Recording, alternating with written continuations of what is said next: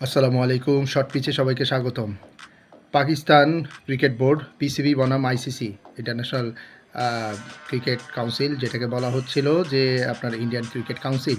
আসলে বিসিসিআই এর সমস্ত প্রেসক্রিপশন মেনে যেই ঘটনাগুলো এই পর্যন্ত ঘটে যাচ্ছে সেটা নিয়ে আসলে আলোচনার কেন্দ্রবিন্দু এবং বিশ্বকাপে ভারত বনাম পাকিস্তানের ম্যাচটি বয়কটের উপরেই এত আলোচনা সমালোচনা এবং চারপাশ জুড়ে যেই কনটেন্ট হচ্ছে সেটার উপরে ছোট্ট করে কিছু কথা বলা যে পাকিস্তানের আসলে এজেন্ডাটা কী? কেন তারা ইন্ডিয়ার এগেনস্টে বয়কটটা করছেন ম্যাচটা? এটি কি বাংলাদেশের জন্যই? বাংলাদেশকে ফেরানোর জন্যই? নাকি তাদের নিজস্ব কোনো স্বার্থ আছে? আসুন একটু জেনে নিই। বিষয়টা হচ্ছে যে পাকিস্তান কিন্তু বহুদিন ধরে এরকম একটা সুযোগ খুঁজতেছিল যে কিভাবে আসলে আইসিসিকে একটা শিক্ষা দেয়া যায়, যেটা আইসিসি আসলে বিসিসিআই এর আদলে তৈরি করা জয় শাহর যেই স্বেচ্ছাচারিতা চলছিল, তো সেটারই আসলে একটা জবাব দেওয়ার জন্য। আসলে পাকিস্তান হুট করেই কি এমন সিদ্ধান্ত নিয়েছে? বা পাকিস্তান ক্রিকেট বোর্ড থেকে কি এমন কোনো ঘোষণা এসেছে? এটা এবার এসেছে সরকার থেকে। পাকিস্তান গভর্নমেন্ট সেটা শেয়ার করেছে। এখন পর্যন্ত পিসিবি কিন্তু আনুষ্ঠানিক ঘোষণা দেয়নি। তো তারা খেলাটা খেলছে একদম ম্যাচের দিন মাঠে নামিয়ে ছেড়ে শেষ পর্যন্ত কলম্বোতে নিয়ে ভারতীয় ক্রিকেট বোর্ডকে এবং তাদের খেলোয়াড়দেরকে মাঠ পর্যন্ত গিয়ে হয়তো টস পর্যন্ত গিয়ে তাদেরকে শিক্ষাটা দিতে চায়।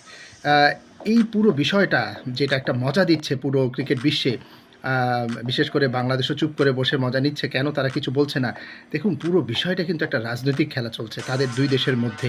তাদের যেই ভূ-রাজনৈতিক যে সম্পর্কটা, এইটারই আসলে খেলাটা চলছে। মাঝখানে বাংলাদেশ যদি ইনভলভ হয়ে বিষয়টাকে নিয়ে আবার আ পেঁচাতে যায় তাহলে একটু ব্যতিক্রম দিকে চলে যাবে। এখানে আবার শোনা যাচ্ছে যে নতুন করে আইসিসি আরেকটা গঠন করার জন্য আম আপনার আ পাকিস্তানের একজন মন্ত্রী বলেছেন। তো এই বিষয়টা নিয়ে ভাবার। আর পাকিস্তান যদি বয়কট করে সেই ক্ষেত্রে কিভাবে আপনার তাদেরকে বয়কটের একটা শাস্তি দেয়া যায় সেটাও গুঞ্জন শোনা যাচ্ছে।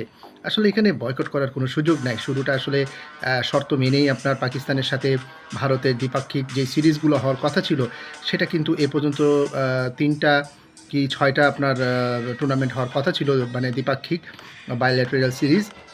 সেটা কিন্তু ভারত করেনি, হ্যাঁ? শেষ পর্যন্ত কিন্তু কথা রেখেছিল পাকিস্তান। ২০২৩ এ গিয়েও তাদের দেশে খেলে এসেছে। নিরাপত্তাজনিত সমস্যা থাকার পরেও কিন্তু ভারত কিন্তু আইসিসি চ্যাম্পিয়ন্স ট্রফিটা ক্রস করে গেছে।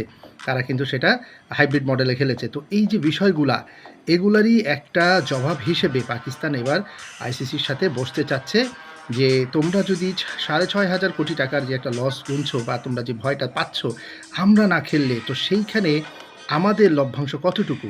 তোমরা আমাদের চতুর্থ বোর্ড হিসেবে যেই লভ্যাংশ দিচ্ছ এটা আমরা মানব না।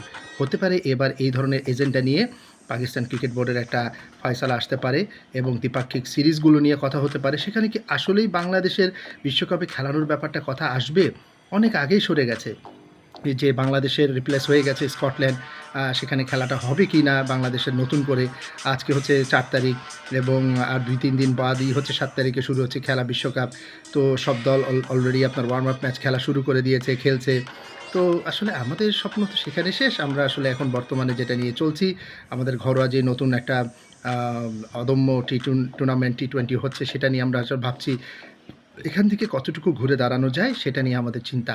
তো পাকিস্তানের সাথে যেই বিষয়টা এখন আইসিসির চলছে সেটা খেলাটা কতদূর পর্যন্ত যায় আমরা সেই অপেক্ষায়। সো আসসালামু আলাইকুম, সবাই ভালো থাকবেন।